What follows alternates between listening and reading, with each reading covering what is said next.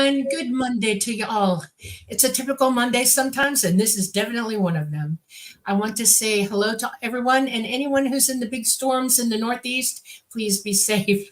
We are coming to you live from the beautiful city of New Orleans at the United Public Radio Network at 107.7 FM and the UFO Paranormal Radio Network at 105.3 FM.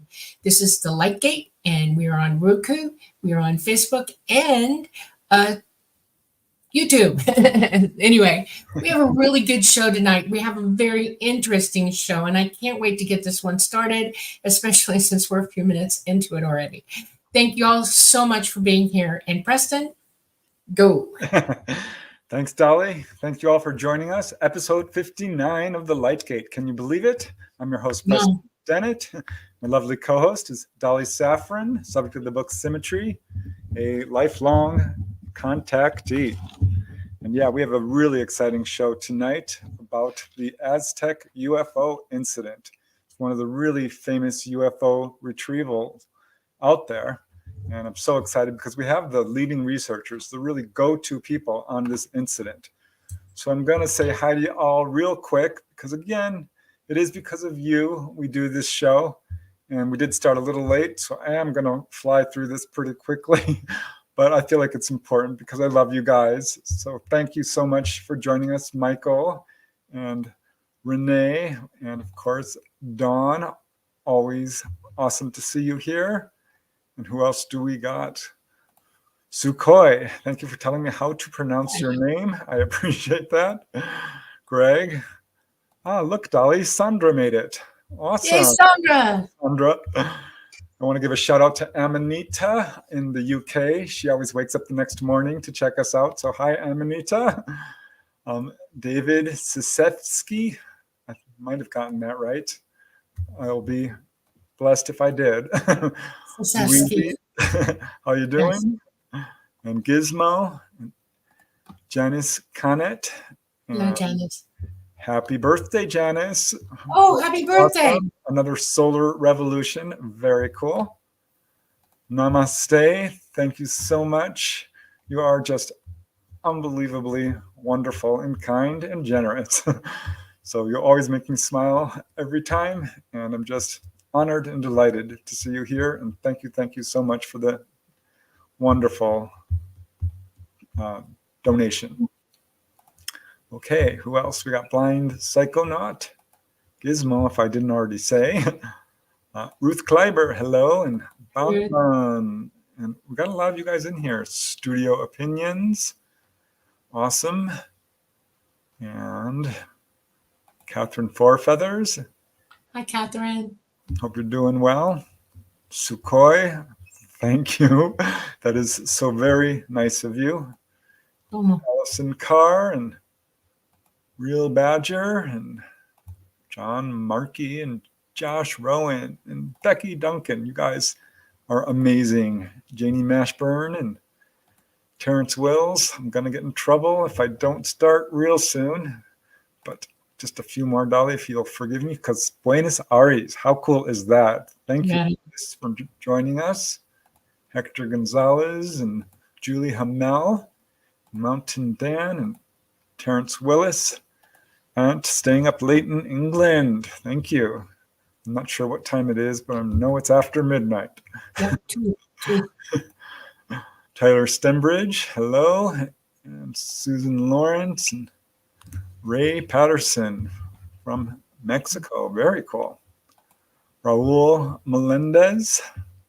So excited that you could join us. And UFO Story and Majestic Q Clearance. Goodness, Dolly, we have quite a big audience today. That's awesome. Greg McMichael, Fun Talks TV, and Tanya Martinez. Well, I better just get started because I will get in trouble. I can just keep going forever because there's just so many lovely people in here. So, yes, let me just start by introducing our amazing guests. I have their bios here, and I'm going to probably shorten this a little. But I do want to let you know that we are truly honored to have these guests joining us tonight. And we put up the little ticker there that says who they are. Yeah, we are Honored and delighted to have the leading researcher of the UFO crash at Aztec, Scott Ramsey, Suzanne Ramsey, and Frank Thayer, Ph.D. Let me tell you a little bit about Scott first. He became aware of the Aztec Flying Saucer Story back in 1988 on a business trip to Farmington, New Mexico. This is very near where it took place. Upon returning home to North Carolina, he began digging into the story to see if there was anything to the claim. And on a return trip to the Four Corners area in 1989, he visited what locals referred to as the actual landing site. And he found that the deeper he dug into the story, the more there seemed to be truth to the claim. Now, Suzanne Ramsey, Scott's wife, actually, was introduced to the Aztec Flying Saucer Story as a child in South Dakota. Amazing. It was her mother who, while reading Frank Scully's book, Behind the Flying Saucers, shared the story with the family around the dinner table. That was not only the first mention of the Aztec story, it was really the first mention of crashed saucers in general, I believe.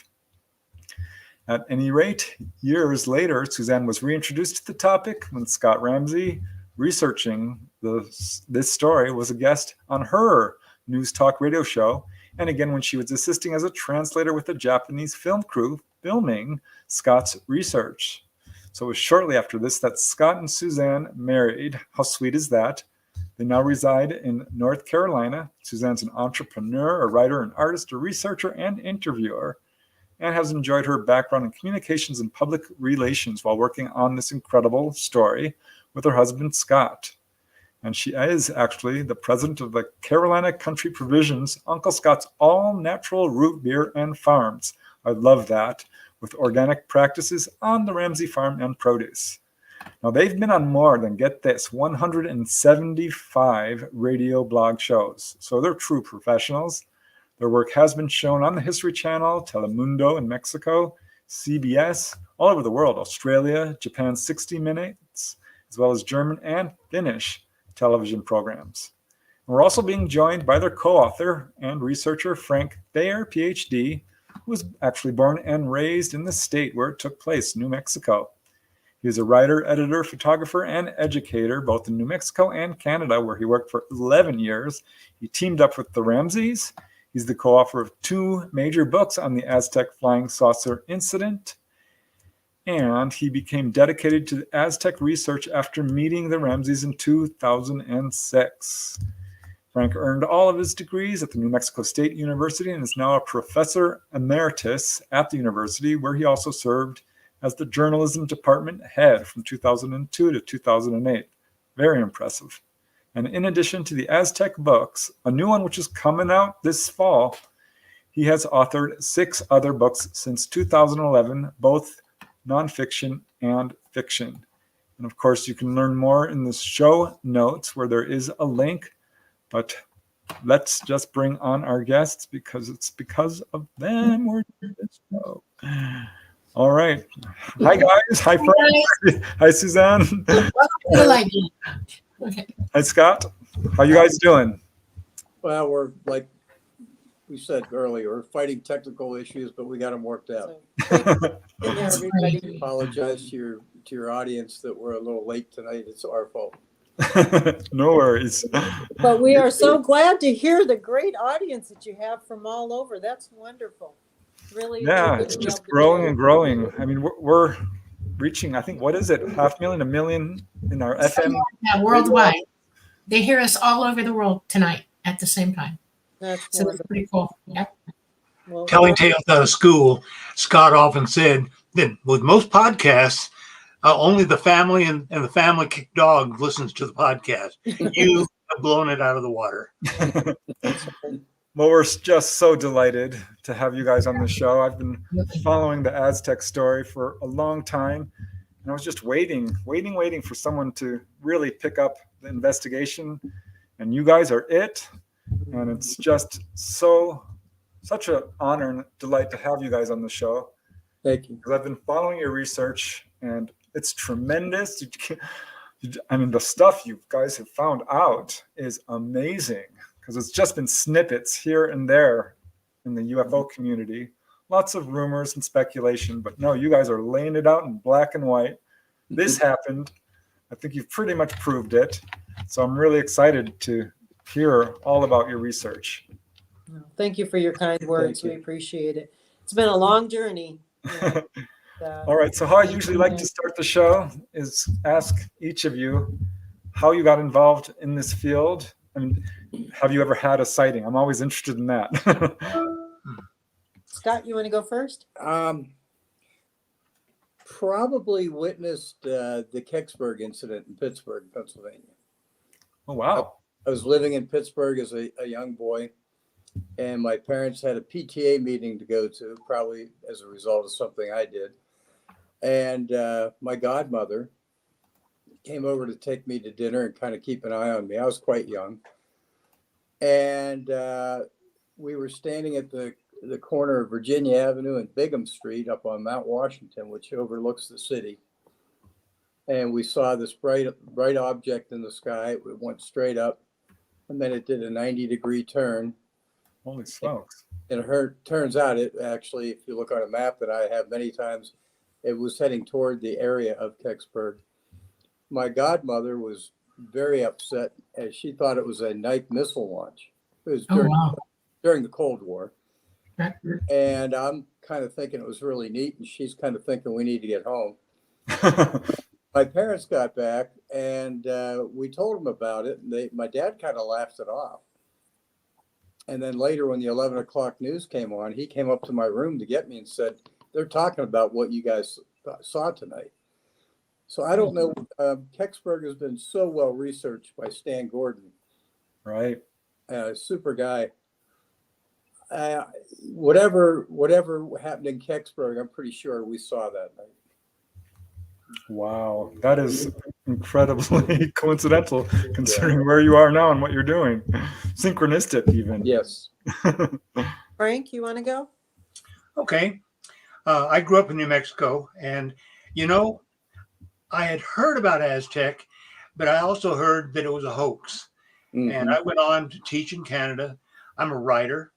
I don't have 24 books like Preston does, but I'm writing all the time. I'm sitting right here in the office where we make the sausage, literally. I think when I came back to New Mexico, about 1977, and the Roswell Incident book, the Berlitz book, hit just like that. I said, I knew it, and went on from there. Aztec was still under the radar until I discovered William Steinman's book, UFO Crash at Aztec. And I thought, there's something to this. Steinman risked his career, and he went on his own to Aztec and went to the place. And so I did my own website, and I put the book and my speculation there. And that's when the Ramseys got in touch with me. And I was instantly in. As the cliche goes, I'm all in. And we started working on the book that came out in 2011. And then we had the 2015 book, and now we're working on the 2024 book. And I'm working, believe me, Scott and Suzanne, I am writing. And I'm fascinated. I've read this stuff 100 times, and I'm still fascinated. It really happened. Yep. Wow.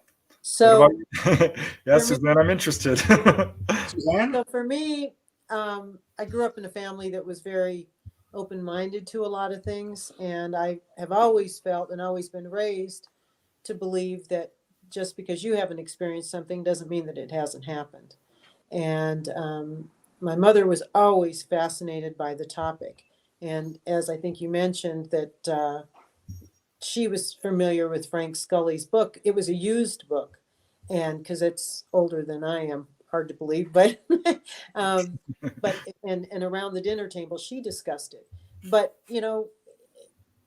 I guess in our family, we just never questioned it. And I can't say that I have ever had a sighting. I've seen things that I've questioned, but I don't know for sure that they were. But then moving into different forms of journalism, I came in contact with a lot of people, predominantly in South Dakota as well as in New Mexico, that had had many sightings and many experiences. There were county commissioners, there were House of Representatives. I mean, people that had some credibility to them. Not that anybody that doesn't have one doesn't, and just would hear their stories, and it just always fascinated me. And now, since we have come in contact with so many people and listening to their stories, it's just amazing. Now, I will say this: Scott and I, probably 8 years ago, we were doing some research in New Mexico, and we had a pretty good chance of seeing a sighting. It was some orbs and some things near Cuba, New Mexico. But I can't unequivocally say that I've actually ever seen. But boy, I tell you what, I support people, and I have really been honored to be shared with some of their stories and their experiences, and I've been grateful for that. Wow. Well, I'm amazed that you guys are researching this incident, because it was very widely panned as a hoax for a long time, wrongly, I think. I want to just read a quote from Timothy Good, a really famous researcher. Yeah. And he said, according to a number of sources, the most important case involving the recovery of an alien craft took place outside of the little town of Aztec, New Mexico in 1948. Ta-da!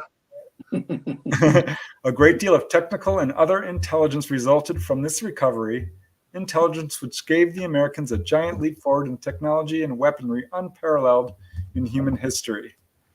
So yeah, it was the Scully book, of course, that first mentioned UFO crashes, and this one in particular, which you heard about, Suzanne, when you were a little kid. That's amazing. So yeah, tell us how this tell us the Aztec story. Where did it happen? I want to make a quick comment. Timothy Good is an incredible researcher that puts his money where his mouth is. As he has been researching and writing about Aztec, he also got on a plane, and we met him out in Aztec. Oh, wow. He spoke at the Aztec UFO Symposium back when they had it. And it was kind of funny. He was speaking at Aztec and then going on to Arkansas. And in about an hour and a half, he sold out every book he had brought for the Aztec Symposium. And I had to go back to the hotel and get other boxes of books. And by the end of the day, he had sold every book he brought, meaning for 2 conferences, and he'd sold them both at Aztec. He's a very, very interesting man. Multi-talented, that's for sure. But there's a lot of skeptical UFO researchers that still to this day haven't bought onto the Aztec research. But yet they've never been to the crash site. They've never walked down Main Street. They've never interviewed people. So I like Timothy. He certainly puts his money where his mouth is. He does. Yeah, well, that's what I love about you guys. Your boots on the ground. Timothy is one of a handful of researchers I really respect. I do. So, Would it be okay if I started with the story? Yes, please. Okay. It was 1948, New Mexico, Aztec, New Mexico. If you're not familiar with New Mexico, it's in the northwest corner, in the Four Corners area, or the Grand Circle, they refer it to as to it. It's near the border of Arizona, New Mexico, Utah, and Colorado. So it's right up in that corner. And it actually started down in the Los Alamos area and the Cuba, New Mexico area. That's where we first tracked the reports. And there were volumes of reports over and over and over at both locations. And it got to the point that the little town of Cuba, New Mexico, which is pretty central New Mexico, they were getting so frustrated, the citizens there, that they contacted the mayor and said, we are seeing structured craft. We don't know what's going on. Help us. And so they placed an order for Dr. Lincoln LaPaz to come in and do some research on it. Dr. LaPaz, of course, is very famous. Came in, walked around with his entourage out in the desert for a little bit, and came back to the city council and to the citizens and said, oh, we found some meteorites. And that's what you've been seeing. And the citizens got very upset because these were structured crafts. This was not a little dot they were seeing structured crafts. So they were getting more and more upset, making more and more police reports. So we are just before the incident happens, that night before, there are two police officers, one sheriff, one police officer. And as they would do their rounds, now keep in mind, this is rural New Mexico. So, and it's still pretty rural. It's a lot of open space, beautiful, beautiful. But they would meet to visit, they were buddies, they would meet to visit at a local cafe in Cuba and have pie and coffee before they go off on their rounds. And the one officer said, I'm so tired of these reports that we're having to make reports. It's insulting what's happened with La Paz. It didn't help us at all. He said, if I have an opportunity to see one of these crafts again, I'm going to follow it. Well, as luck would have it, he left there. And that evening, as he started on his route, he saw a craft that was wobbling. It was flying along. I'm trying to get on camera and see, wobbling like this. And so he began to follow it. He followed it up towards northwest New Mexico. Now there are lots of cliffs and bluffs and all types of rock formations. It's almost lunar in places when you see it. It's really, really amazing. And he continues to head north, and there are times that he would miss it as he would drive, wouldn't be able to see it, and then he would see it again, but it just continued to wobble. Travels through the night following it. And as he approaches Bloomfield, New Mexico, and Blanco, New Mexico, he loses it for a little bit. About this time, it's early morning now. Sun is starting to rise. And there is a goat rancher, that has breakfast, walks with his dog out to his corral, and he hears a loud noise. And he looks up and he sees about 100-foot craft. And it's wobbling, and it actually hits and scrapes the bluff. And there are sparks that happen. And he continues on watching, and it disappears. But he kind of has the general idea where it's going. Now, around this gentleman, a little bit of background on him. He is a Bataan Death March survivor. So this man's seen and done some things in his life. If you're not familiar with that, it was a very, very rugged experience that he had. And he was home and, trying to get back into normal life. But he had been through some things and was a very credible, honest, sincere man. So he, at this time, decides he's going to walk a mile down to the trading post and use the phone, because they didn't have phones. Use the phone and call the Air Force Base, Kirtland Air Force Base. Meanwhile, the craft continues on to where it eventually ends up and rests. And we have multiple people that get there at about the same time.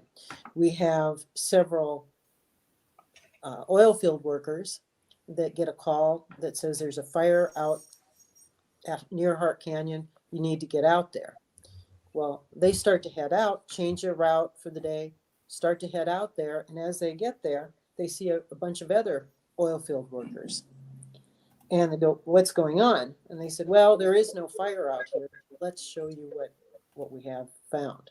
And they walk up on the mesa on the bluff. And if you hear a moaning, that's our puppy that's upset to be part of it. So it's not that we have.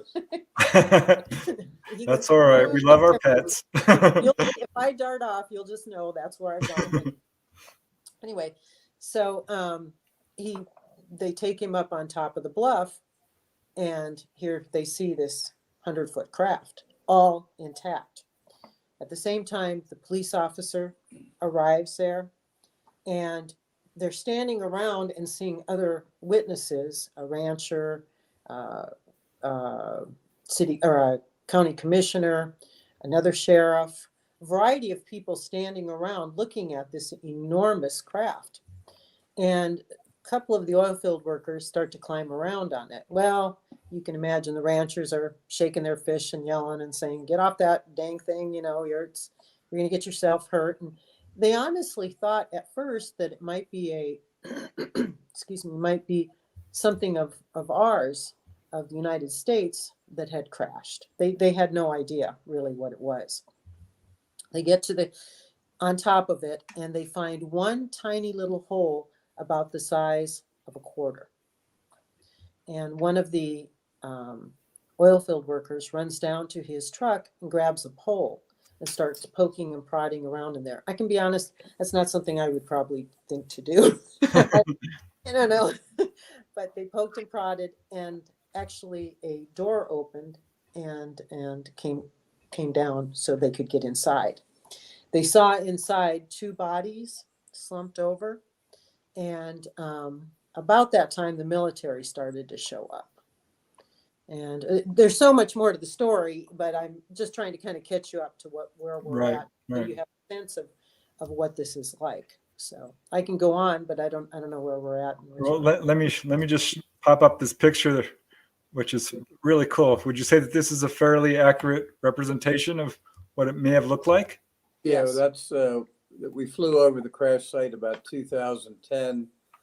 The former mayor of Aztec took us up in his private plane. Actually, I stayed on the ground, and Bill Metzger, you'll hear his name come up more.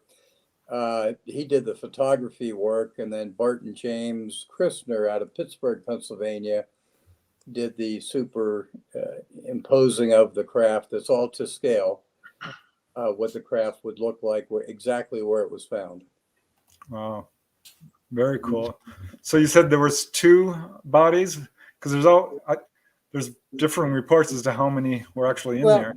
There are actually there were two that they saw initially, and that was in the main cabin in the center part. And then when the military, there is a minister that's traveling down the road, and he sees a lot of activity there, wonders if he can help. He pulls off, and when he approaches them and says, "Is there any way that I can help?" And they said, "Can you come and do last rites?" And he says, "I'm not a priest. I'm a Baptist minister." And they said, "Well, can you come and say prayer? We have somebody you need to help." They go up on the bluff, and here he sees 16 bodies. That's where the difference is. Now, by this time, they had emptied out the craft, and so there were 16 bodies. And so he proceeds to go and say prayers on each one of them, and then gets in his car and drives back up to Mancos, Colorado. He calls his friends that are parishioners and says, "Is there any way you can come over? I really need to talk to somebody." And when they get there, he begins to tell the story of what he saw, and he's crying and very upset. And one of them says, "Why are you so upset?" And he said, "Seeing 16 bodies, and they were childlike, dead, was very upsetting to me." And they said something to the effect of, "Did this make you doubt your faith?" And he said, "No, nothing like that. It just was, I guess, dramatic for him." And actually, one of the people that were in the room cleared their throat and said, like that. And he said, "See, you don't believe me," and he got very, very upset. It was an emotional thing for him to go through. But again, it continues on. But that's where the 16 bodies come in. Is when the military got there, they actually cleaned them out from the different departments. They were all burned, and their bodies were burned. They had on a light blue suit uniform. They were between 3 and 4 feet tall, perfect teeth, and they Childlike in appearance, not your typical Hollywood Not UFO gray. alien. right. So you would probably not classify these as your typical gray type ET Right. then. But it sounds like they were microwaved, right? Right. Mhm. Yep. Oh, well, that's kind of interesting. Considering the radar at the time, why not? That's Scott right. can tell you more about that. Yeah. They probably lost containment. And if their reactor went, they would look like they were microwaved. It would burn them badly like Right. that, crispy them up. Yeah. Well, keep in mind that there was the one small hole out of the whole thing was perfectly intact except for that one small hole, and none of the equipment or anything else was damaged. But we did find something interesting too, that from where the rancher saw them, they went absolutely due north. And so this is a question, we don't know, but was it on like autopilot or something by that time? No, the ships are indwelled by a being. And What's when that? you lose containment, the ships are indwelled by a being, a non-corporeal being that runs the ship. And the hole at the top, you say it's at the very top? No, That's No. where no, it was in a window.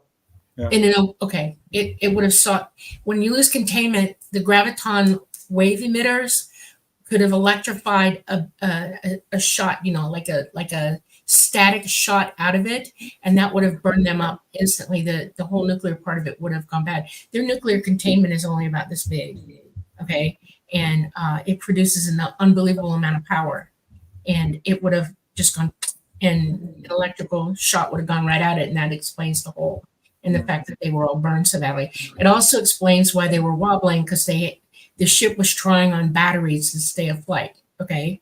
And it couldn't, and the being had to unindwell, and it got them down, and then it left. It left it so that it could not be taken. That's why it opened up for y'all, for the people who were there. Otherwise, if the being was still on board with the craft, it would never have opened up for anybody. So that explains it. This is very real to me. This is a real deal.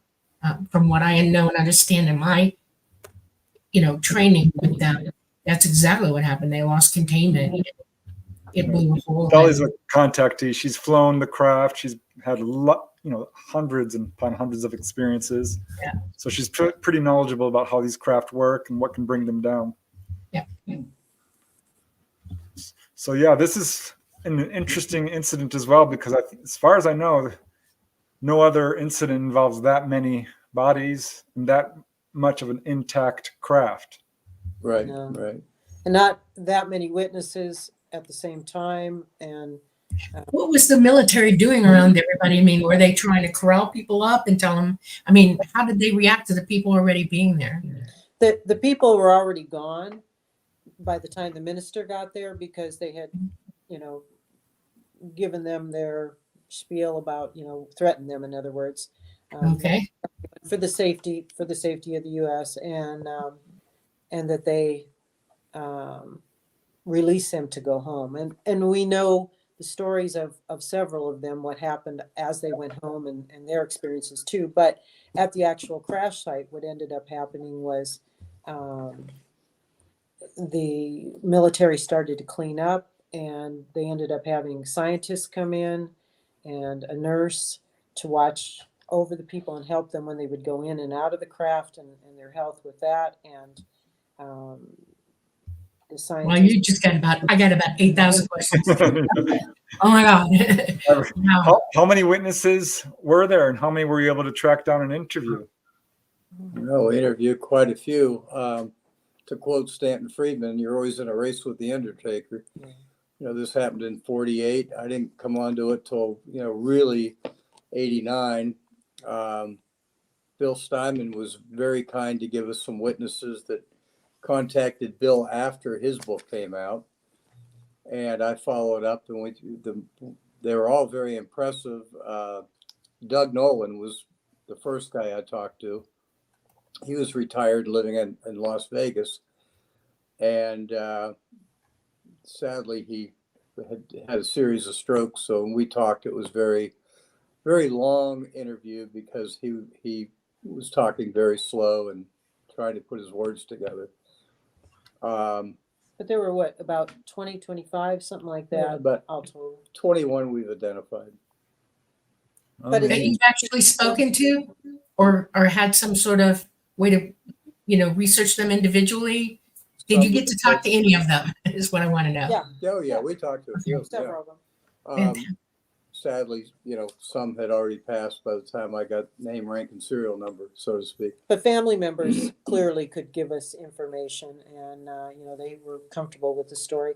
I might add, when you showed that picture of the craft, one of the things that we saw in that picture was that you asked what the military were doing. Part of it was cleaning up around and trying to make things look as if nothing happened. And you can see that there are lines of trees. And of course, trees don't grow organically. Trees don't grow in lines. So when they planted back original plants, and they did a good job of that, but they never thought about looking from the sky what it was going to look like. So you I can't just see it. For those who can't see, the picture shows a silver disc with a little dome on top, perfectly like chrome-like, just actually really beautiful. Yeah. If you were to see a whole picture of the mesa, you would see more what Suzanne's talking about, where they're very symmetric tree lines. And we've never found another mesa like that out on Hart Canyon Road that was perfectly planted symmetrically. I lived out there for a long time. I never saw that anywhere. How about you, Frank? Did you ever see that? Unless somebody planted It doesn't them. happen in nature. No, No. it wouldn't. Well, that's certainly interesting. So what was the most impressive testimony that, really clinched it for? I know it's really the totality of all the people and the little bits and pieces of puzzles, but was there any testimony that really struck you as like, wow, this guy? Frank's going to say something. Go ahead, Frank. I have always said that what sold me was the fact that two witnesses who didn't know each other and were interviewed by Scott Ramsey told the exact same story. If this were in a courtroom, it would be a slam dunk. Yeah. There's no collusion. They were both on the mesa but didn't know each other, and the stories they told 60 years later or 50 some odd years later didn't vary one bit. And at that point I said, I know it happened. It had to happen. Including a few details of the craft that at the time neither Frank or Suzanne and I had let out to the public, which they, having walked up to the craft and looked at it, retained this fond memory of things. And it was 3 big golden bands around the edge of the craft. And it was just strange that two people, again, like Frank saying, didn't know each other. The guys who were standing on the western edge of the mesa were traveling to San Diego, so they didn't know any of the locals. But interviewing a local and the two out on the western edge, that was a deal sealer for me. Excuse my voice tonight. We've got allergies like I've never had before. And I did want to point out, it's kind of funny. We're talking to you from our New Mexico museum, which is our dining room, and Frank's talking to you from this World War II museum. Oh, very cool. Yeah. Oh, You All can right, see. yeah. Can you see the arms and the Yes. mannequin? Yeah. because we have Wow. people asking in chat about some of the stuff on your wall there. Oh, I'm sure. If you can see more behind us, it's all New Mexico. That's another occult situation that we've never explained, but that's something else. Well, But there's so many more. Go ahead, Frank. oh no, your turn. There's so much more to the story. They end up taking the craft apart in pieces because it's put together in tongue and groove. They can't penetrate anything. There's no nails inside the craft. The technology, all those things. Scientists came from all over the world. We were able to identify most of those scientists, and they took the pieces and ended up working on them for years and years to see, their specialty, what they could learn and back engineer. And then it continues on to where we get to Frank Scully, and the story takes another whole step there, but that's actually at the site. You kind of have a good picture of what the actual incident occurred. Excuse me. All right. Yeah. So Frank Scully's book, which I loved, by the way, I found it very interesting. And he talks about his interviews with these scientists, and he lumped them all into one, a composite character, Dr. G. Dr. G, yeah. And of course, there's a whole big story behind that, in which I think professional debunkers basically pulled a fast one to make it look like an absolute hoax, which I love what Steinman did. I heard William Steinman speak in Santa Monica, and I got his book, and he absolutely convinced me that there was a debunking, a very successful attempt on Frank Scully. Something, and I think I always try and give the picture of this when you pull up any of our names or Aztec or anything related. It says about 50% of the time hoax. That's the first word. And as a couple things that I think are really notable about that. One is, and Scott mentioned before, that the three people that started the word hoax had never even been to the crash site. Naturally. They never really had ever been they'd never been to Aztec. They had no real experience with it. That's one factor. The next factor is the just lost my train of thought. I'm sorry. It was really good though. The other thing was where was I going? I have no idea. Dang it. I have a question. Maybe you'll come back to it. Where did they find the bodies on board? The other 16 bodies. Where were they configured on the craft? The lower deck, the two bodies from up on the upper dome. Right. The other ones were in different compartments on the second. There was a dome, middle an deck. underdome as well as an upper dome. Right. There would be, Actually, yeah. a dome you can't see underneath. And there was a lot of other stuff that they found inside as well. Isn't that right? Yeah. Yes. Yeah, they had what we would call today flat screen TVs, control panels, which would look at like a keypad that we use on our computers. They found a chemical product or maybe organic product that they think was their food supply. When it mixed with water, it would expand quite a bit, and it was edible. So there are a lot of good things came out of it, not to mention the technology. I might mention, and I did recall, and I apologize for that, having that brain miss. One of the things that's really interesting about people that try to debunk it is it's almost like, and you were mentioning about Steinman, it's almost like if you went to a movie and you watched 3/4 of the movie and the last 15 minutes you missed, you would have assumptions about how it would end, but it may end and have a twist completely different. And that's really anybody that, if you thoroughly research Aztec all the way through, I think it's unequivocal.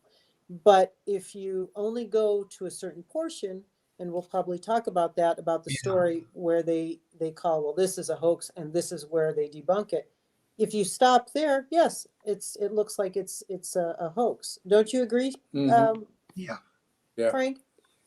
Yeah, you got to keep in mind at the time frame when Frank Scully's book came out, it was not only about Aztec and the first UFO recovery, it was also the first published book on flying saucers. Donald Kehoe had the second book come out right behind it. There was a competition between the two, I can tell you, from going through old letters and whatnot. There was a strong competition. But Who divulged what was on the inside? Was it military people or was it citizens? I think a little bit of both. I think that meeting Bill Steinman was one of the all-time highlights in my life. Went out to see Bill twice, maybe 3 times. I guess we saw him in Phoenix. He had a treasure trove of other things he had collected over the years that never made it into his book. We have some of them. Unfortunately, we don't have all of them. He died 3 years ago this past January. Oh. And dropped dead of a massive heart attack. I lost a good friend that night. But an amazing researcher. He was an aerospace QC engineer, I guess is the best thing to say. He was warned by the company he worked for not to release the book. He did. He was fired and blackballed from the aerospace industry the rest of his life. Yeah. You, I you remember asked, you mentioned that. Yeah. you asked who released that information, and Scott gave you some of it. Right. But the scientists spent time in there, and Frank Scully got a lot of information from them. When he says spend time in there, was that at the crash site or Yes. off site? Okay. Both. Both, and they took their, like I said, their specialty, and they would take it to wherever they were located and work on it. So the military put a perimeter around this. The military, if they come up upon something like this, they try to get it out of there as fast as they can. They move it as quickly as they can. Right. But if you let it sit there for any amount of time, they feel safe enough to do that because they can control what's going on around it. And was there any talk about a perimeter set up by the military at all or anything? From everything we've researched and people we've talked to, and I actually got to talk to somebody from the Air Force or Army Air Corps, whatever you want to call it, from that era. He was based at Walker Airfield, and his job was to maintain the personnel records of everybody in Aztec. Okay. And he said it was there about 2 weeks before they moved it. From there, I think Extensive time frame for them. That's amazing. And the fact that he knew who everybody was is even more interesting to me. Well, he- you have already to researching consider all of it's it. 100-foot craft on top of in the middle of nowhere, and so Right. that took some time for them to get the equipment there, to learn how to take it apart and how to move it. So have either one of you read our books? No, I'm sorry. When I don't read, I'm not up on anything. When I came out with Preston, I finally started looking around and thinking about sampling what's going on here. Before that, I knew nothing. I was with ET most of the time, and I didn't pay attention to anybody. And y'all are new to me, real new. Okay. That's why I'm asking the questions I am. I'm going to read your books now because I'm totally interested in this. I was sure I had it. I couldn't find it, and I was going to buy it online, but it's a collector's item. Yeah, it is. Both books are. well, the difference on the third book is, and we've got the first and second books, can't find too many of them, but sometimes you can get it on audio tape, but is that we all feel like we want to release everything that we possibly can. And unfortunately, that's it. And unfortunately, when you work with a publisher or you write a book, generally, you're limited to pages, you're limited to number of documents, you're limited to a lot of things. And Frank, who has written multiple books, can attest to that. He knows he's got to get his message across, and obviously you too, Preston, you have to get your message across. Limited. Well, what we've decided on this one, the three of us have decided that we will do whatever we need to. We'll self-publish, and we will put in the documents, everything, so that when we move on to wherever's next, this information, someone else can build upon it, or it's there, at least available. Very cool. Well, I know you have a lot of documents because you mentioned that in your notes, and it's on your Aztec website that you guys can find in the notes. But I do need to take a quick station ID break. I want to let you all know that you are watching The Lightgate. This is episode 59. I'm your host, Preston Dennett. My lovely co-host is Dolly Safran. Our guests tonight are Scott Ramsey and Suzanne Ramsey and Frank Thayer, Ph.D. We are talking about the Aztec UFO incident of 1948, a really interesting event, one of the really well-documented, quote, UFO crash retrievals. And we've discussed, basically a lot of the details of what happened, and we're just getting into some of the eyewitness testimonies. But I do want to let you know that we are streaming live at 107.7 FM radio on the United Paranormal Radio Network, streaming from New Orleans, Louisiana, and at 105.3 on the UFO Paranormal Radio Network. Again, 105.3 FM. New Orleans, Louisiana. We're also on YouTube and Roku if you have it. We are now on Roku and Facebook. We've got a whole other hour. So if you guys have questions, do get them in and we will try to answer them. But yeah, what an amazing incident. I'm so excited that you guys are doing this research. I want to read a little quote because Frank Scully is, of course, the guy who initially broke this story, and researchers contacted his wife after he passed on. And she made a startling revelation saying that Ruppelt, of course, from Project Blue Book, actually visited them and told them, quote, confidentially, of all the books that have been published about flying saucers, your book was the one that gave us the most headaches because it was closest to the truth. Yes. Yes. Yep. Yeah, we go in more detail on that. Are you done with your station break? Yeah. Oh, okay. Suzanne had to go check on the dog, the puppy. By the way, puppy's name is Scully. I love They never grow up. Well, no, 2 years old and he's still a puppy. But yeah, we can go into more detail on that when Suzanne gets back. She'll be back in a minute. I can hear her coming now. But go ahead. One of the things you said before, so they were actually taking it apart there at the site? Mhm. They took it apart in 5 pieces. The outer ring was in 4, and then the center section, which is the upper dome and the lower dome. Back, what year was that, Frank, that we reenacted the moving of the craft? Yeah. Before the second book. The whole chapter on moving the craft and how it was done. And it was an expensive experiment that you went through to show how it got from Hart Canyon to Los Alamos. Yeah, we did a complete reenactment on a flatbed truck with pinch poles resembling the dimensions of the craft. And yeah, that was definitely one of the more expensive 7 days we spent in the desert. But it was worth it because we proved it could be done. We hired Bill Metzger, who I mentioned earlier, that photographed the craft from the airplane, or photographed the mesa from the airplane. He was one of the top expert movers of high wide equipment in the world. And I know that because he worked for my dad, and that's what my dad did for a living. He moved huge items and in very sensitive things like nerve gas back in the 60s, all the way up to rocket boosters, large transformers, generators.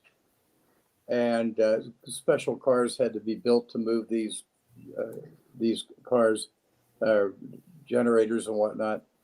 And one night, Suzanne and I were talking. I said, we're going to do a reenactment. There's only one guy we can have do it, and that's Bill Metzger, who has absolutely no interest in flying saucers, which made it even better. Wow. He had a clear conscience to do it. And we did it twice, actually, and proving that, yes, you could get a craft that large off the mesa in the pieces and dimensions that basically Frank Scully tells you in his book. And all the way to Los Alamos. Yeah, and all the way to Los Alamos. Right? So that was a task, but it can be done. So are the reports that this craft was actually very light? Is that something you were able to confirm with eyewitness testimony? Not really. Not confirm it like I'd like to scientifically, but that has been the story with the Aztec craft over the years. It was very lightweight. Would that be true, Dolly, from your own experience? It would be lightweight. It would be very lightweight. It's the fields that it produces that protect it. And the craft itself is made up of very lightweight materials. Yep. So. Oh, very interesting. And they couldn't penetrate it with diamond drills or anything that they tried? Torches, diamond drills, nothing. One of the other interesting things we did, the whole premise of our first and second book, more the first book, was to take everything Frank Scully claimed in a 1950 book and apply it to, was that possible? And was it possible in 1948 when the craft came down and when the craft had to be subsequently moved? We have not found one area in what he claimed to not have been true and possible at the time. Now, I understand the veracity of that statement because this is 1948. This is after the World War. Okay. Right. And being military myself and knowing what they're capable of doing and types of vehicles or equipment that they use, you got to remember that a lot of the planes, the big planes, even bombers that were injured enough or just out of service enough, they moved them to the desert. There's a huge graveyard of them, but they were already picked clean of their engines and everything else, and yet they moved thousands upon thousands of these vehicles and put them in a graveyard together for further use later someday, maybe even just for the metal. And that is unbelievable coordinated movement of things. Okay. Yeah, I've been to the big cemetery. It's all desert out there, so I believe you. Absolutely. All right. So we're getting a couple of questions in chat about where this craft ended up, and do you have any information on that? Yeah, we do. Go on, Scott. We got No, go ahead, Frank. I've been hogging the show. I think that we are sure that it went to Los Alamos first. Right. And that was in 1948. And it stayed there for maybe as long as a year, but we're not certain. But it went to Wright-Patterson Air Force Base, or Wright Field at the time. Right. And they actually built a building around it. Yeah. And Scott has located a witness, now passed on, who was there and saw it. Simple as that. And worked on it. Yep. Yeah. And I don't think they figured it out yet. We knew of this gentleman right after our 2015 book. He contacted us, and we have not ever talked about him until our new book coming out. But we did things like simple tests to see if he paid real estate taxes in that time frame, which he did. And you got to be careful because he was getting up in years, and as people get up in years, you really have to. I'm getting up. We all are. With what they say and what you repeat. Right. One of the things I'm interested in is that military, if they're trying to hide something in plain sight, they will inject into a true story non-plausible things to misdirect people. Oh, disinformation. Right. Yes, very much. And they're experts at it. And so far what you're telling me, I'm not hearing any real misinformation. I mean, everything has a path in my mind to truth, you know? Right. One of the things that you spoke was they couldn't get in it with diamond drills or anything. This is absolutely true. It is designed so that it can't be cracked open. The fact that it was open let me know that the being in it let it open to get out. Okay. It ejected and went its own way. Have you ever talked to Michael Sherratt? Oh, Yes, yeah, oh, much, yeah. very, very He much. did some nice illustrations of the inside for us. Yeah. One of the things that he said when I spoke with him before is that he admitted to me that they finally figured out how to get in them. And I'm going to openly say it here on this show because I want to see your reaction to it. The way that they broke into the crafts, not just this one, but others, was to freeze them with, liquid nitrogen. And they would break them easily at that point. They could get in them. The first one that they did, they dropped it in a vat of liquid nitrogen to get in it. They were desperate, and it destroyed the entire craft. That is one of the ways that they finally figured it. And then they learned how to, do it in sections and get into craft that way. And what they didn't realize they were doing is that they were trying to break into a craft. It meant the being was still in it and trying not to let them in. And when they finally figured out with the liquid nitrogen, they got rid of a being that way. So it's interesting. But getting back to the question, the person in the audience, we know up until 1957, it was at Wright Pat in building 828. And our person is a good source. There's no reason that we would think he was lying to us or making up the story. He knew too much that turned out to be true. Right. he worked on it for 4.5, maybe 5 years with a team. And he said at the end in 1957, they still had not figured out the craft. Right. Yeah. So it wasn't like No doubt. 9 years after they got it that, bingo, we know how it works and how it flies. And they walked away. His group walked away with it, and he went back to where he worked before. Well, he had never left that company, but he was on assignment in Wright-Patterson. I'd like to go back to Frank Scully for just a minute. Okay. Frank Scully's book, I've read it, 10, 15 times. It is so journalistic and breezy. He was a good target for the debunkers.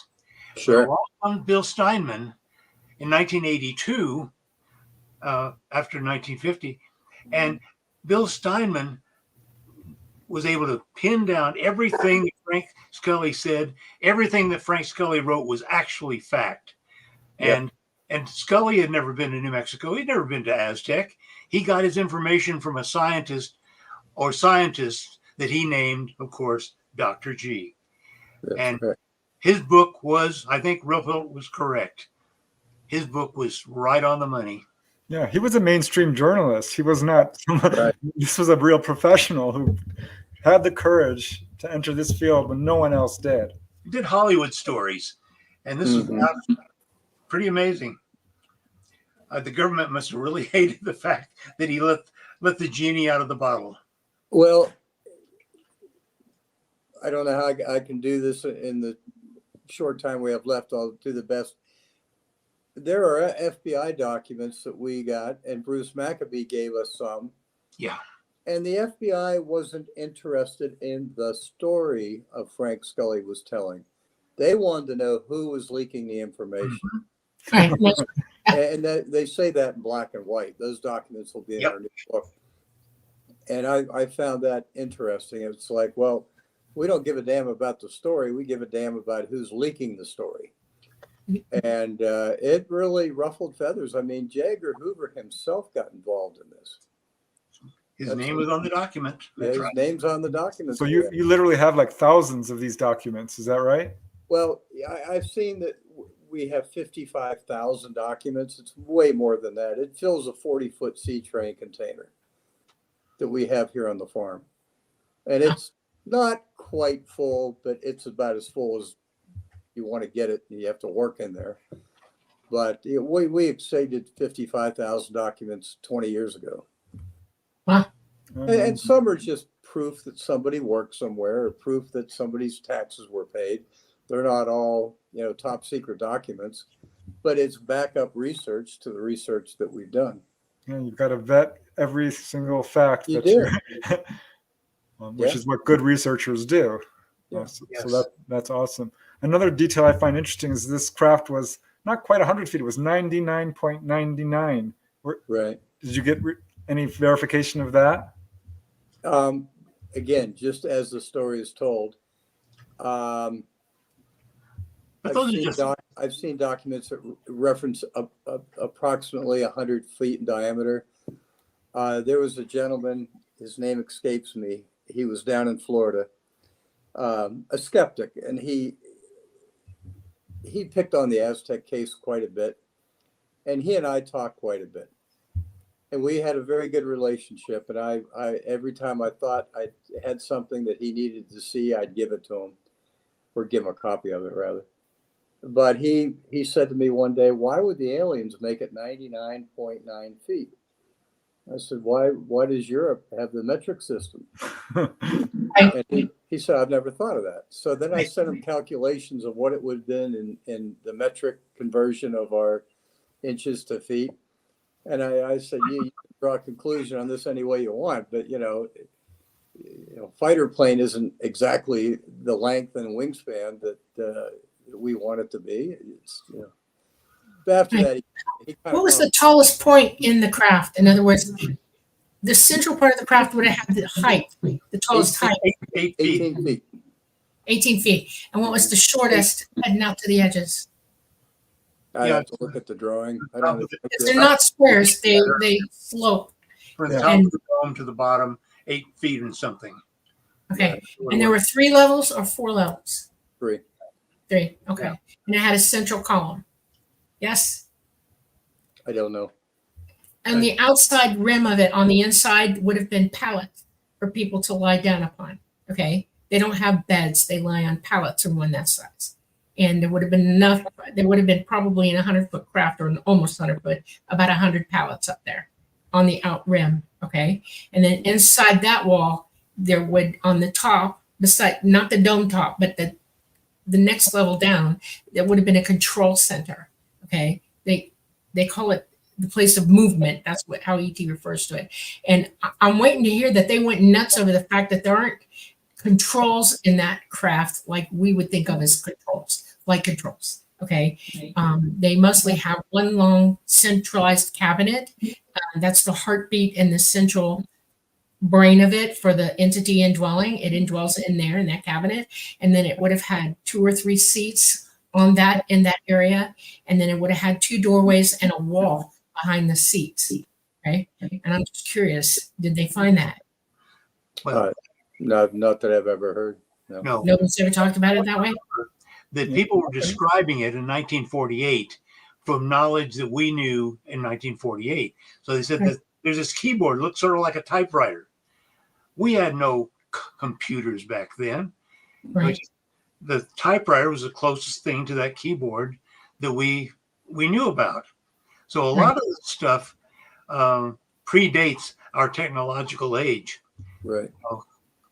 Yeah, it's such a shame that the Scully book was so viciously attacked. Yes. Leonard Stringfield, who I'm sure you know of, the crash retrieval. Yeah. Oh, yeah. Because I got a quote from him here because, I was trying to track what I could find out about this case. And he wrote that so completely was Scully's retrieval story put down that some researchers today wonder in retrospect if the book and or its exposure were contrived. We must now take a new and honest look at the old rumors. We must also take a new look at the possibility of a grand official cover-up and why.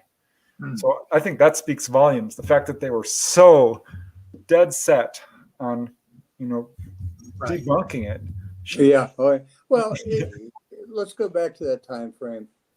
1948, 3 years after World War II is over, the beginning of the Cold War. And you had Roswell in 47. 8 months later, you have Aztec. I don't know what the government thought when they had basically an intact flying saucer. This would have been the most advanced thing that they had ever seen. Didn't understand, but had the most advanced thing they saw. And the right to keep that a secret would have been right at the top of the list. Absolutely. They already had policy by then. They knew all this was going on long before the Aztec, no offense, but they knew. No, and had protocols for it already and everything, Yeah. Yeah. So, Yep, agree. I think she calmed down the dog, so she's coming all back. right. Oh, But Frank Scully's book was very important. I think a lot of people overlook the Saubacher letter that Steinman tracked down Saubacher, who was very high in the intelligence at the time and military. And he basically, his letter will be in our book, basically told Bill, Scully's book is essentially correct. It happened like that. He wasn't personally involved in it, but he confirmed that Scully was on the right track. Now, did you ever contact Linda Moulton Howe? She's been in this field for a while, because she says, and I quote, "I have interviewed some of the people who are still alive who saw it in March of 1949. Aztec is very important because of the technology received there." So I don't know if you ever were able to connect with her. Yeah, we know Linda. yeah, we know who she is. She spoke at Aztec. Aztec used to have a UFO symposium. Oh, is that right? Yeah, it ended many years ago. Yeah. It was When was used the first one? Was it 1990? 89. 89. Okay. 89. And you had how many of them? I think there were 14 years Oh, wow. symposium. Okay. It was used as a fundraiser to build a new library. So if And it anybody worked? ever gets to Aztec, you'll go to the new library and see what the symposium did. That and some grants and federal money and everything else, but the symposium certainly helped the awareness of it. Now, I heard that there were a number of witnesses who said that they saw an article in the Farmington Times detailing the crash, but no one has ever been able to find it. It doesn't exist. No. No, there was a joke. There was a Aztec had their own paper, and the editor of the paper, who also owned the paper, he did a tongue-in-cheek article on it, which actually was just republished on the internet not too long ago. Oh, really? And it under the UFO Chronicles. If you go back, you can archive it. All right. Yeah, and he, flying saucers were really hot at that time, and the very biggest UFO sighting that probably is on record was the Armada in 1950, Right. after Aztec, and he was sort of doing a tongue-in-cheek about the Farmington Armada, but it had nothing to do with Aztec. Now, there was a story that was on the front page of the Aztec Review, and then somebody went around and collected all the newspapers, but that didn't. What happened to the nurse who was there? Last we knew, she was retired in Florida. Really? Wow. She was at the crash site, and then she was from Wright-Patterson. She was at the crash site and then was stationed at the craft in Wright-Pat. And her job was to make sure that nobody was in the craft for more than 15 or 20 minutes. Right. Yeah, because the radiation exposure would have been huge. So probably in my mind, that's why they went to Los Alamos, because they can handle radiation there on that base, big time. And they were trying to make sure that it was safe to move it to Wright-Patterson. That's a big trip to make and a lot of radiation going around it. So, okay. Interesting. Wow. All right. Let's see. Here is a question from Catmaster Trash. He's asking, I'd love to know what symbols, if any, might have been found either on the craft or on uniforms. Is there any indication of that? Well, there were two cryptologists at the time, William Friedman. Frank, how do you pronounce the other guy's name? I was just looking at it. It was an ancient Greek pronunciation of it. Yeah. So I'm not very good at that. My wife's half Greek. Cryptologists. They were the leading cryptologists in America, in the world probably. They worked for NSA. They knew each other quite well. And we were at a UFO conference in Baltimore where we gave a talk. And William Friedman had long been dead, but his son was in the audience, which we knew in advance he'd be there. And we had lunch with him. And he said, I don't know for a fact my dad was there or got involved, but if anybody would have been called in, it would have been my father or this other gentleman with a very long Greek name. Very nice gentleman. Learned quite a bit from him. But apparently there were some symbols in the craft. But we'd like to talk about what we can prove and what we can really dive into. But so many things were told about the craft we can't prove. The language was pictographic. Yeah. Now, we would not today be able to translate ancient Egyptian pictographs if it had not been for the Rosetta Stone. Right. So, That's a good point. how can we translate things from someplace not even connected with us? Right. Oh. So can you tell us a little bit about this plaque that is memorializing the actual crash site? For those of you who can't see it, it shows a plaque at the actual site. Which is, Directly in front of that plaque is the large bald spot that you can kind of see on the cover of the book, or the one visual you had. Frank, go ahead. Your turn. I was just going to say that my favorite photo is with me standing at the plaque, and Scott took it. Yeah. We put that plaque up there to commemorate it. That was how many years ago? And it's still there. 2007. Wow. Well, we heard a rumor a couple of weeks ago. Well, it's more than a rumor. That the land is owned by the Bureau of Land Management, BLM. And anytime a film crew wants to go out and film a documentary, they have to get a permit, which is very inexpensive. And they have to have insurance the whole time we're filming. The Bureau of Land Management has a lot of activity on that crash site. Matter of fact, they have a mountain bike trail that goes through there too. They're talking about trying to get it listed as a national or a historical landmark. That's taken a lot of time. Did you know that, Frank? Did I tell you that? Be interesting to see if that actually happens, because you have to prove it happened for it to be historical or something to have been there. Bingo. Well, I think we proved it. Well, if we didn't, the Air Force did, the FBI did. I mean, how long? The FBI looked into this case for many, many years. Yeah. I would love to see y'all go before Congress with all of this. No kidding. Really. Here's a picture of the actual crash site.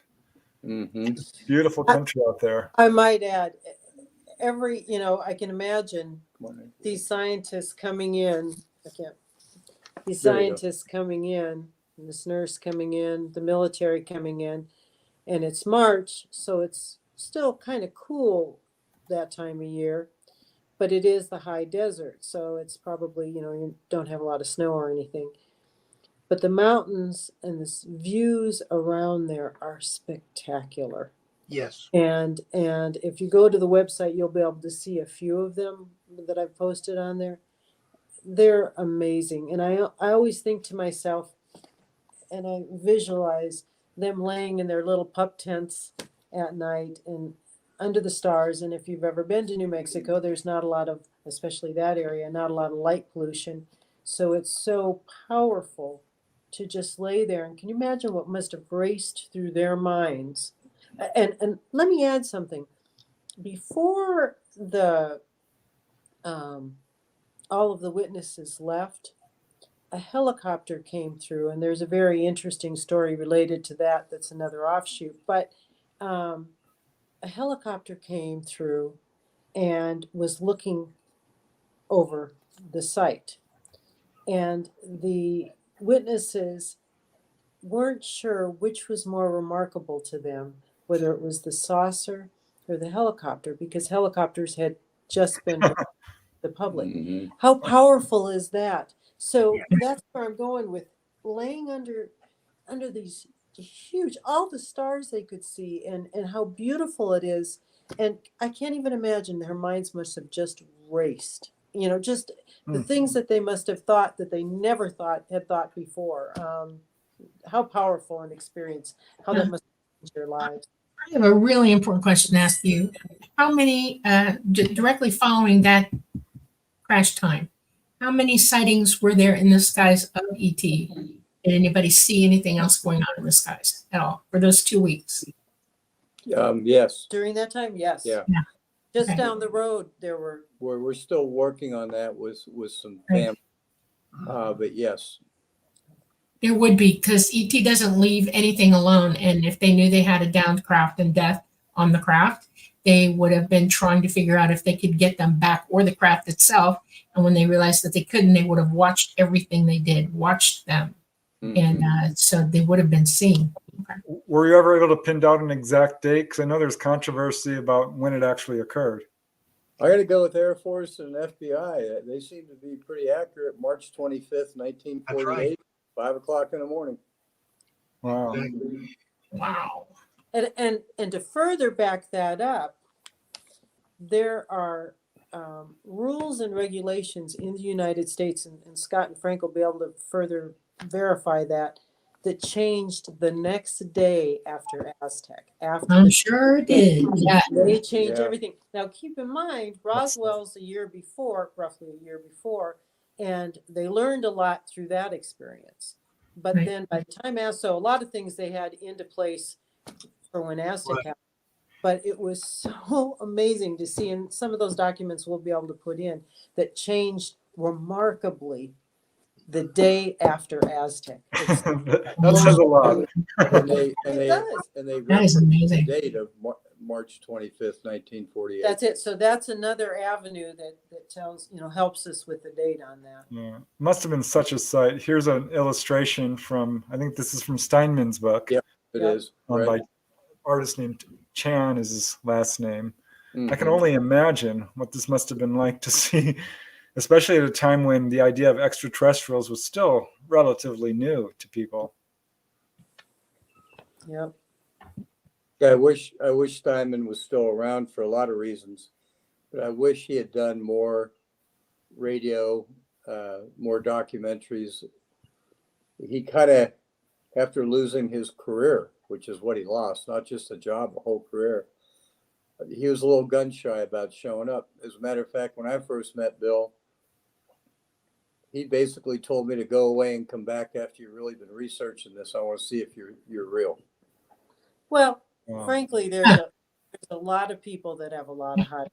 They just do. And I can't tell you how many people will say, that I'm a researcher and they spend a lot of time on the internet. But researching on the internet, the internet's a powerful thing and has a lot of good information, but researching on the internet gets you really nowhere, because Right. any information on there and not put their own name even to it, they can falsify things. It's a tool, but you have to keep in mind its appropriateness and its power, and lack of power.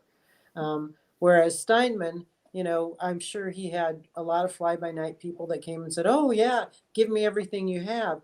And literally, there are multiple people.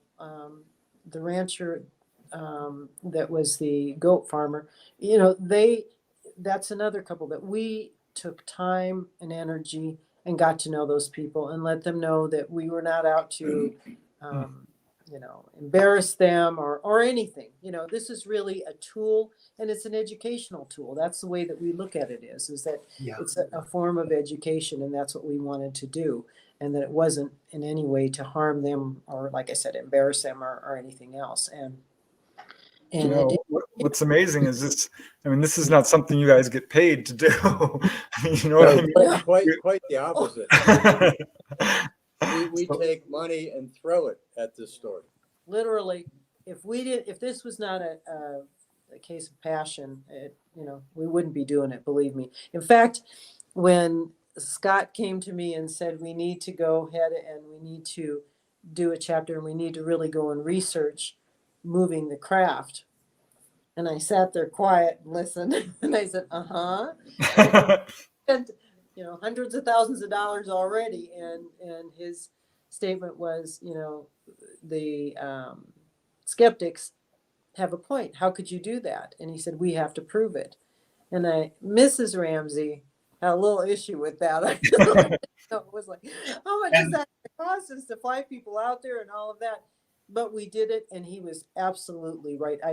He was absolutely right. I mean, you have to realize our conversations for the first 18 years of marriage, including on our honeymoon, all but 2 days of our honeymoon, we have talked about this incident. And so our dinner discussion and things is not common. When he threw that at me, it was like, all right, I've gone along and I'm with this and I support this and this is so powerful and so important. But like I said, he was absolutely well, it is a subject you kind of fall into and live, breathe, and eat. It's part of who you are. You become part of the story actually in your researching. The debunkers have not said anything about moving the craft after that chapter was written. No, that's Yeah, a good they all point. shut Good up. point. They all went away. Which brings up a question from somebody in chat, Brian Morgan, who's asking if they couldn't penetrate it, how did they break it down into parts? Once they were able to get in, the best way I describe it, if people have a private airplane or farm equipment or a race car, there's a thing called a pin. And based on Frank Scully's description, the craft was held together with pib pins, or like a pib pin. I never looked up when the pib pin was patented. It'd be kind of funny if it was right after 48. But it's not a nail or a screw. No. No, it's an actual pin, for the lack of a better word, that until you push down on it, it won't release. It's what holds the wing of an Indy car on, or the nose cone of an Indy car. When they get a little damaged and they have to change it real quick at a pit stop, it's all done with pib pins. A friend of ours had an aerobatic airplane. But you know, when it's together, there's no seam, there's no, you can't see any different parts. Right. So they were very clever to find a way to dismantle it. Right. And Scully said once they got down in the craft, they could take it apart with the pins. Yeah. Going back to the internet real quick, we had a gentleman, actually a gentleman that did the cover of our first book. He went on Wikipedia, because we're always suspect of Wikipedia. And he spent a whole weekend changing Wikipedia from the hoax and interjecting fact. And it was changed in 24 hours. Back to hoax. I'm watching Sally's face or Dolly's face, and I'm watching her face the whole time go, Yeah, someone actually in chat mentioned that. Like, Wikipedia is getting a worse and worse reputation as time goes on. They're not really a trustworthy source anymore. Oh, it's supported by the government, that's for sure. Yeah. Very sure of that, yes. But I mean, 24 hours later, somebody had gone in there, taken all of Bart's work out, and put all the crap back in. So, I think Aztec is still very sensitive. We've never had any real interference, but yeah, that was going to be one of my questions. No, we haven't. But it's amazing how many documents on Aztec are still not released.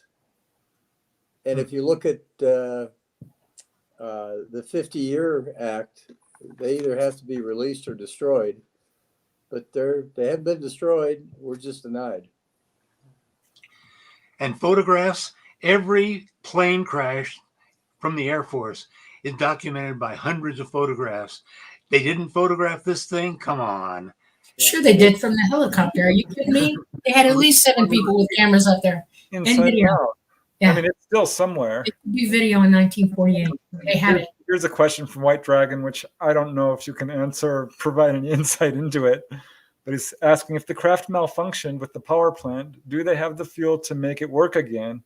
Is this in any way related to the Bob Lazar sports model? Don't have any idea. Interesting question, but His little sport model was way smaller than this craft. Right.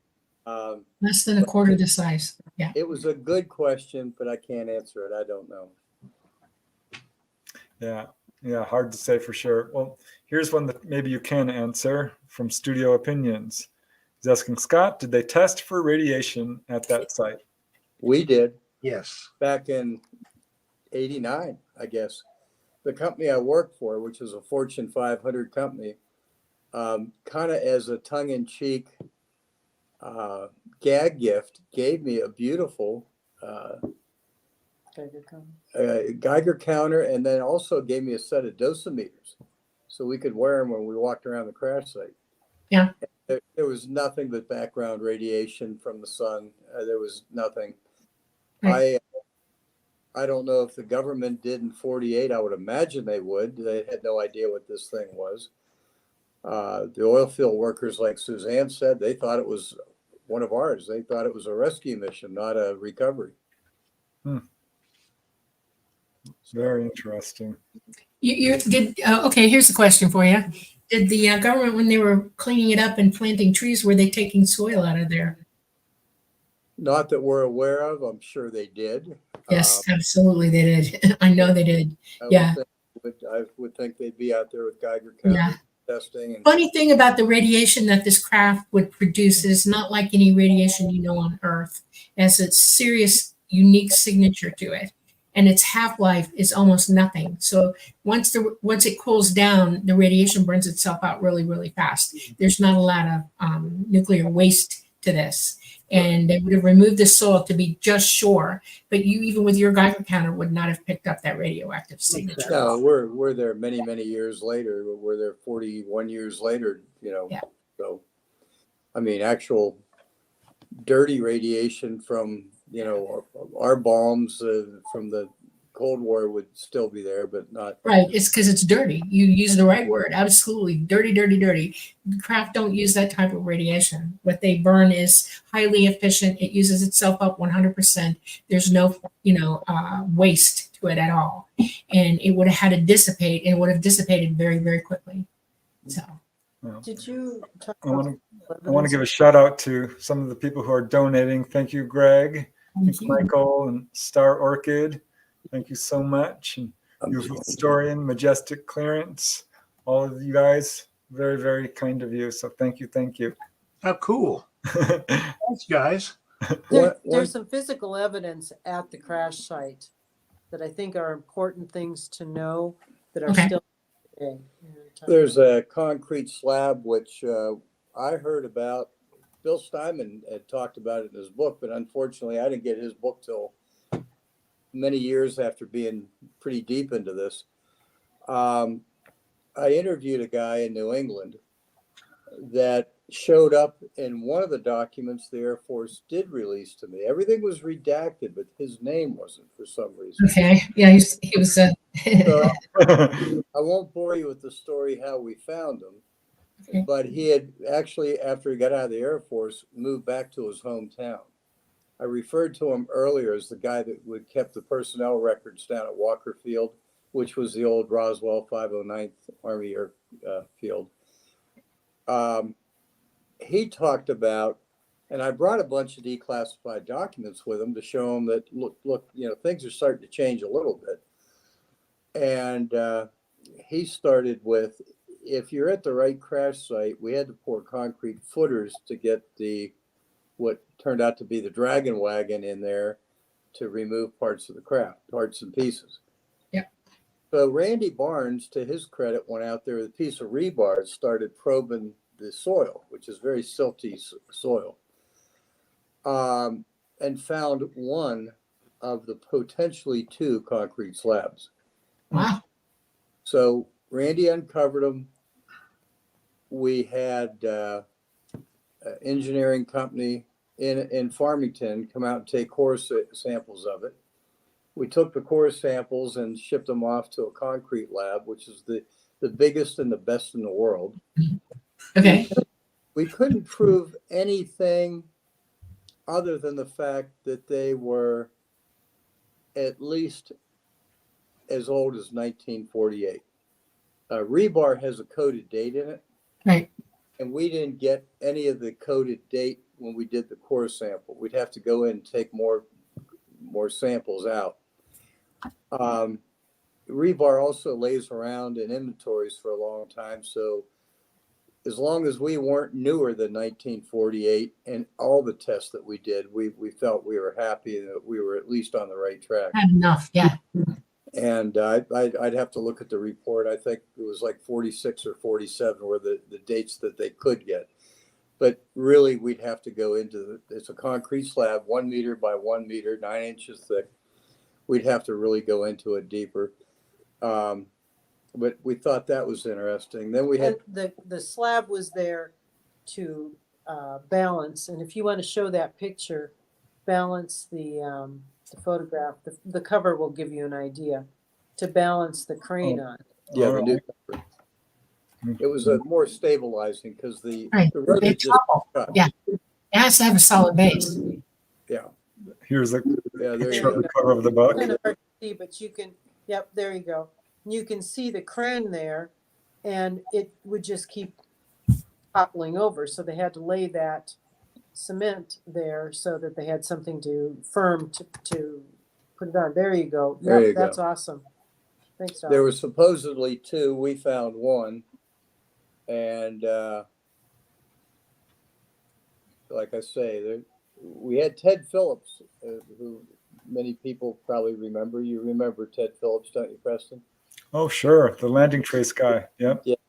Super, super good scientist. We had him out at the crash site. think 2008 maybe. Something like that. Oh, wow. And Ted brought his entourage down. Matter of fact, if you go to our website, you'll see a picture, a big lineup picture with Stanton Friedman, Ted Phillips, Thomas Ferrero. I think that's on our Facebook page. Our I don't think it's Facebook on page, the- maybe our Facebook page. And Ted came out with his crew, and we were out there for hours. And at the end, I said, and Ted was rather skeptical of Aztec. He was old school. And at the end, Stanton Friedman said to him, well, Ted, what do you think? He said, I think there's a lot of physical evidence that you missed. Mhm. Oh, wow. It means we're on the right track, I guess. And he took me around and showed me things where they cut in the road under the silt that going down 6 or 8 inches were tree stumps. And he said, not only did they cut the road, they had to cut trees out to get back in here. We're going to do basically a chapter on that. We're expanding the moving the craft, and we'll really expand on the Ted Phillips thoughts on that. But at the end, he's like, no, you got to keep researching this. You've got to keep researching this. There is real evidence here. The one thing about the road, and we're kind of jumping around, but is that we knew 2 things that we had to find were, and we knew we were on the right track, was to have the pad as well as a road that went to nowhere. It was like a cul-de-sac almost, wouldn't you say? Kind of It's a describe little short road to get up on top. That's it. what? Yeah. You It's broke very up. short. Yep, it's a small little road in the middle of nowhere that leads to this pad. Now, I lived in New Mexico for a long time. I have family members that worked for oil field companies. Every road is documented and mapped, because if somebody's working on a oil field Oil rig. something rig, then they have to be able to send somebody out with parts. They have to know where they're going. So it's, if you saw the maps, it's like crazy. You can't believe how in depth and in detail they are, and that is on none of them. Up there. It's just there out of nowhere. If you go back to the cover of our first book with the flying saucer on it, All right. you can see the road. Okay. Let me just pull that up there. This one? There you go. Nope. Nope. No, Okay, so that's our second book, the first book. This one? No. Nope, that's our new book. I'm not sure I have the other one. Yeah, you did. Show Keep going. just the one with the craft on top of the mesa. there you go. There you Oh. go. There you- There it is. If you look up, So you look at the top right, and that's the main road, which that isn't what we're talking about. but if you look at what looks like a parking lot or a parking area, if you look below that, you'll see. Do you have a pointer, Preston? I do, yeah, actually. Okay. Can you go up north on it? Like, can you There see you that? go. Okay. Down, Down, there, right A there. little bit more down. Okay, There that you go. right. Yeah, that's the road right there you go. Oh, okay. And if you follow it to the left, it actually goes around and back up to the parking lot. All right. I call it the parking lot. So that's where they were able to get the vehicles in and get the crane in, that they had the pad and were able to lift it from there. So Oh yeah. A road with no purpose. no So, purpose. so here's an actual little detailed map, Right. which, so people can actually go and visit this themselves. Yes, absolutely. Absolutely, and I really encourage, if you're into social media at all, or if you are ever going to go out there, and you can go to our website, email us, and we will give you directions, and we will give you the GPS and tips if you want someone to take you on a tour. Lots of little things that make it kind of nice if you're in that area. So don't hesitate to zip us an email on the website. So you're still getting new information about this all the time, huh? Not all the time, but it's usually when a book comes out. The case of the gentleman that contacted us that worked on the craft up till 57, He had heard us on some show or TV show and told his daughter, and she said, well, they have a book out. And he got our book and read it, and then contacted us and said, I think I know a little bit more about this craft than you would think. And amazing thing too, I might add, is it's amazing how just before we have a book, we're ready to publish, we've got everything all set, and then we'll get some more information. I don't know. It's just, I feel for you. I know that I feeling. It's heartbreaking. it's like, Yes. now what do we do? But yeah, there's a lot we could talk about that we can't cover in 2 hours, and I really appreciate you and Dolly having us on. But just the whole thing, like with Texas Instruments and GSI, that was 3 years of research for one chapter. And Holy smokes. some of the scientists that worked on the craft went on to form a company called GSI, and GSI in later years became TI, Texas Instruments. So that tells you how quickly things changed. How quick the technology changed. That's right. Well, it's been a quick 2 hours. We still have like 8 minutes. I got a couple of questions I want to pop up. Okay. I'm not sure if this one was actually for me, from David Sisevsky. Question for President. Do you think this incident is the one Wendell Stevens referred to regarding the Bill Herman encounter, where ETs asked if he could help them get a crashed craft and bodies back? Of course, the Bill Herman case took place in South Carolina, where he was taken on board and the ETs gave him all kinds of information. I don't know. I'd have to look that up. Wendell Stevens did that. I'm not sure. No, Wendell Stevens actually co-wrote the book with Bill Steinman on Aztec. But I've not heard anything about the Bill Herman encounter. I mean, I know the case in South Carolina. It's a contactee case, yeah. Right, but I don't know any of the details. I remember there was a quote about that, but I don't know if I can specifically say I don't remember if it was regarding that particular incident. But here's another. Stevens has a lot of chilling stories of White Sands Missile Range and other places. He's the Kingman case and stuff like that. He had a lot of good contacts. Yeah, he was also got a lot of flack from the government too. Oh yeah, I mean, they really attacked him hard. All right, here's another question from Mountain Dan. What is an example of the technology they found from this craft? Do you have any examples of what they might have pulled out? Not specifically. It's Not just confirmed. They had the little cube radio thing, but we don't know that came from the Aztec craft. And that was about all that I heard about. Flat screen TVs, CDs, right? Well, Or on there. So I don't know that that's. yeah, we don't know if that technology came from Aztec or Kingman or Roswell or where it came from. amazing. But I know the witnesses on Aztec that talked about what they saw in 1948. Now, keep in mind, it was TV screens that were real flat and real small, keypads, like Frank Thayer said, typewriter type devices. And again, some of these people I interviewed in the 80s and early 90s where we didn't have all the technology we have today. Well, when your new book comes out, would you consider coming back on the shows too? Of course. Oh, fantastic. Yay. All right. I do have one more quick question for you, Dolly, from a listener. This is going to be the last one. It's from John Markey. And Dolly, he's asking, Dolly, when an entity soul leaves its craft, what happens to it? Where does it go? In 2 minutes, Dolly. And the entity that's on the craft is not from this dimension. They're fifth dimensional. They can't come in here without a body. That's why they're indwelling the craft. They become one with it so that they have a physicality here. And when the ship dies or they abandon it, they go right back to the fifth dimension. They walk out. That's what they do.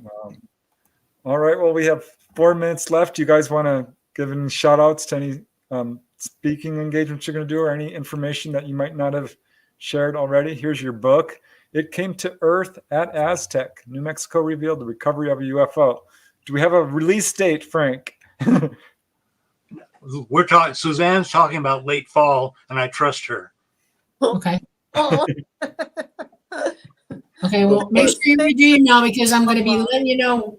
We Can you are come on? working on it. I promise. We're putting a book together, starting sort of like building a house. We've got the studs. We've got the foundation.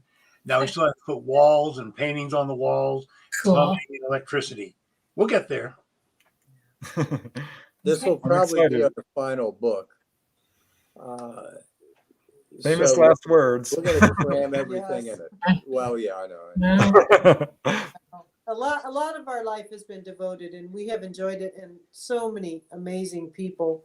We just came back from McMinnville, doing some lectures there, and just amazing to hear the people's stories and to be so well received for our research. We're really, really grateful for that.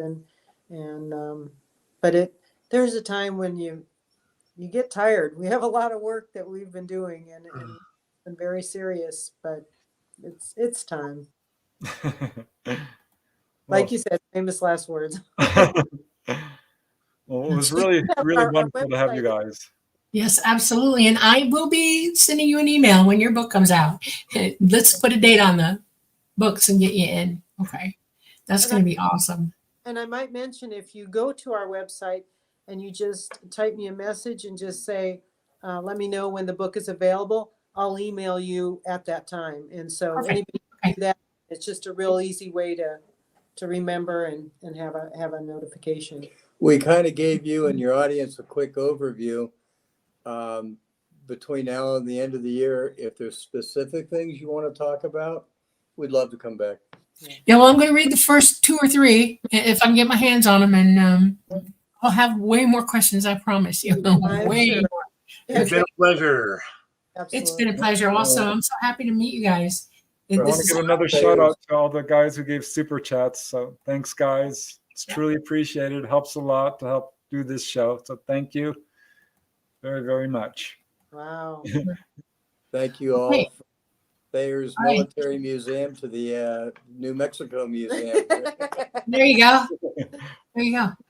Okay. We have hoped you enjoyed this Lightgate. We will be back next Monday with a new one.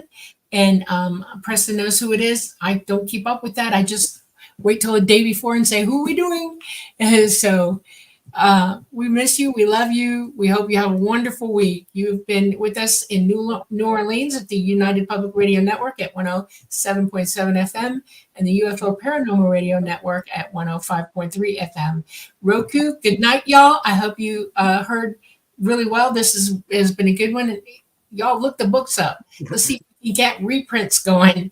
And it would be so amazing. All our Facebook friends, all our Lightgate friends, we will see you next Monday.